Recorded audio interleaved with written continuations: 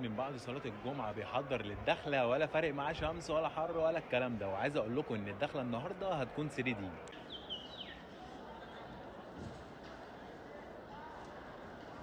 هنا جماهير الأهلي بتهيص عشان التيفو دخل، وهنا جمهور الزمالك كان بيحيي اللعيبة ونكش الأهلي كده. وطبعا جمهور الأهلي مش هيسكت، لازم يرد.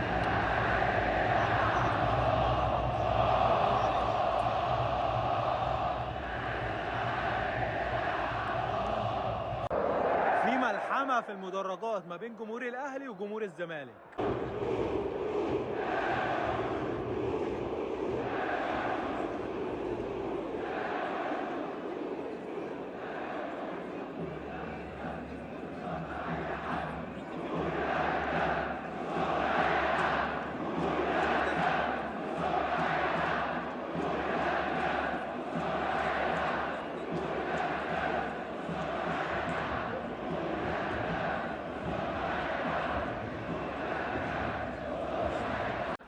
تعالوا نشرح تيفو جمهور الأهلي اللي اترفع قدام الزمالك.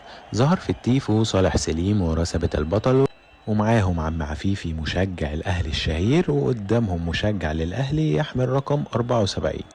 وكان مكتوب في البانر اللي على اليمين: أول ما بنتخلى عن الحتة دي بنضيع. والمشهد ده شفناه قبل كده موسم 95-96 لما الأهلي خرج من بطولة النخبة العربية، وكان في الوقت ده كل الكلام عن الروح والحماس، علشان من غيرهم الأهلي بيضيع وبيبعد كمان عن البطولات. وجمهور الأهلي استشهد باللقطة دي، وهي الحفاظ على هوية الأهلي اللي رسخها رئيس الأهلي التاريخي صالح سليم، وروح الفانيلا الحمراء اللي غابت الفترة الأخيرة عن الأهلي. والبانر التاني كان مكتوب عليه: بجمهوره يقوم وباسمه تصنع النجوم. وكان موجود صورة عم حسين عفيفي أشهر مشجع للأهلي اللي سلم راية التشجيع للجيل الجديد. والرسالة هنا إن جمهور الأهلي هيفضل في ظهر فريقه، وإن لازم الروح والحماس ترجع للاعيبة الأهلي. وهنا تيفو جماهير الزمالك مقتبس من لعبة الملاكمة ومتاخد من الأنمي، اللي بيتفرج عليه أكيد هيعرفه. وكان مكتوب في البانر اللي فوق: جاب كروس هوك.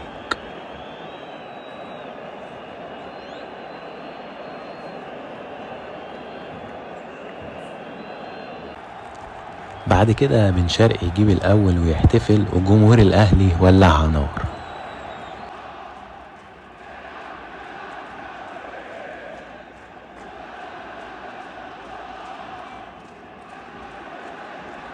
وفي لقطة جميلة جدا ما بين الجمهورين في الدقيقة 20 و74، الملعب كله بينور كشافات الموبايل، وطبعا لشهداء الأهلي والزمالك.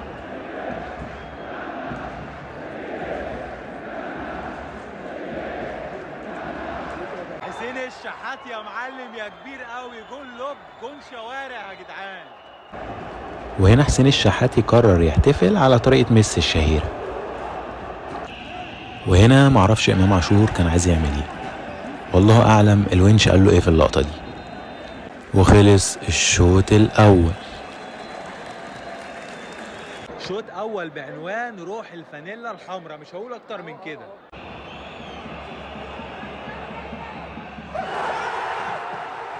ومصطفى شوبير ينقذ الاهلي ويسد ضربة الجزاء. ودي لحظة خروج حسين الشحات، وجمهور الاهلي طبعا مش هيفوتها.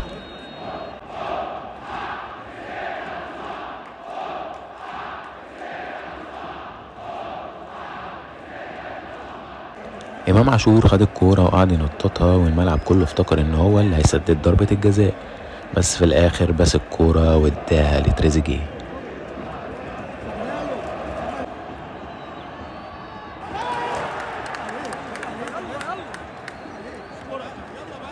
وتريزيجيه رفض يخلص الماتش بدري بدري.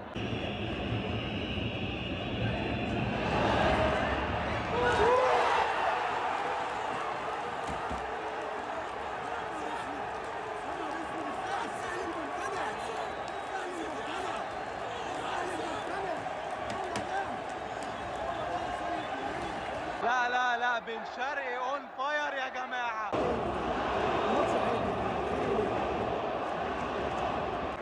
شوف مهما تلف مش هتلاقي اتنح ولا اكلح من جمهور الاهلي. عايزك تبص وتشوف معايا الجمهور عمل ايه.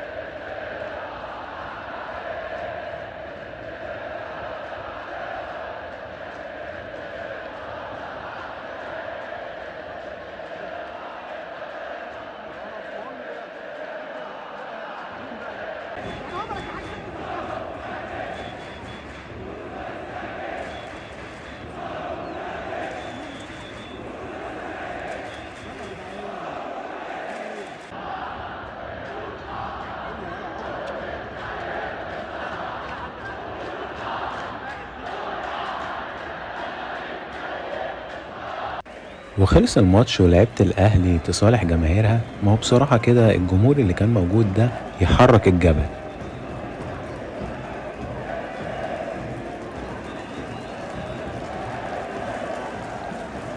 دخلنا المؤتمر الصحفي والراجل تحسه على طول متضايق وكده كده متبت فيها.